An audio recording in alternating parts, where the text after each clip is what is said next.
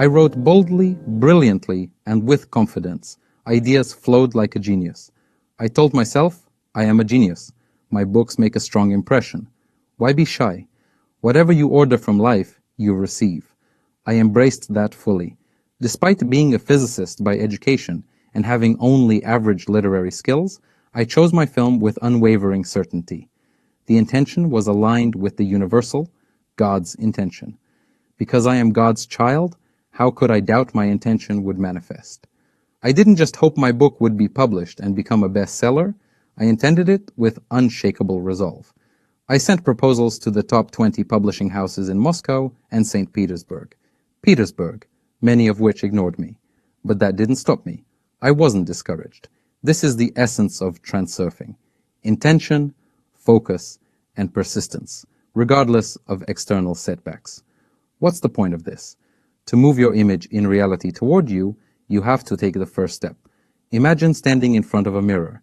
If you want your reflection to move toward you, you have to move first. How do you take that first step?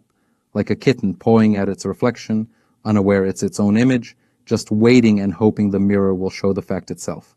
Number, you can't just wait and hope. If you knock on the door of a publishing house, it won't open by itself. You want the publisher to find you, so create the thought form.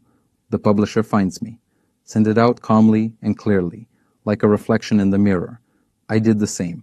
I sent out this thought form filled with peace and calm, hoping for publishers. But I knew thought forms alone weren't enough.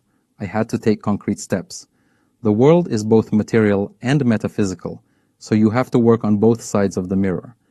That's why I created a mailing list and a website, slowly posting excerpts from my book, telling people they could watch their chosen movie in their own projector, because what you choose reflects what spins in your reality.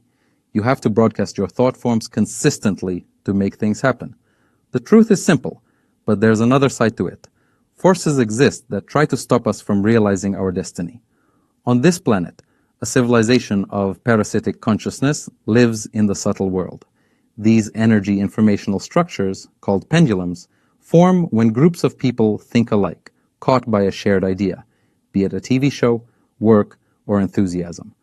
Mental energy synchronizes and creates independent structures that feed on people's energy.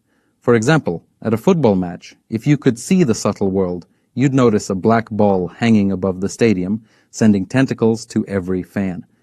As passion heats the crowd, the ball grows bigger, feeding on their emotional energy. By the end, it becomes a huge black cloud, then collapses and flies away.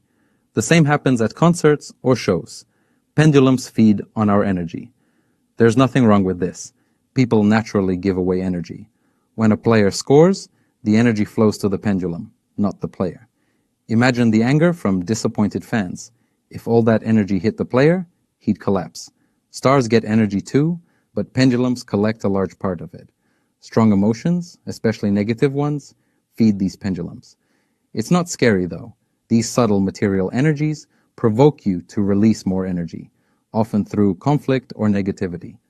Pendulums have access to your consciousness and influence your motivations. Carl Jung and Freud hinted at this, saying motivations come more from external forces than internal ones.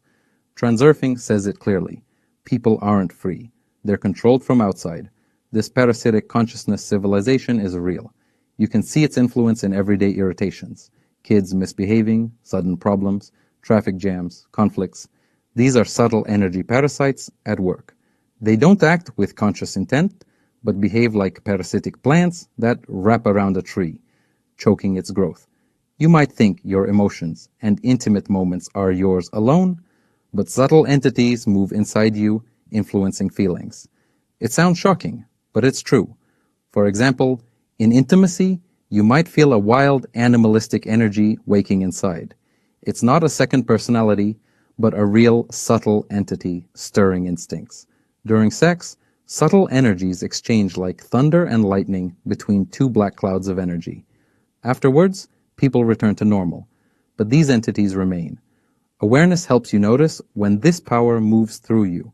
Sometimes people say a demon or devil possesses someone in crowds or extreme situations, making them act wildly. Why do normal people become beasts in war? Why do peaceful teenagers commit brutal acts? Why did Germans in World War II commit atrocities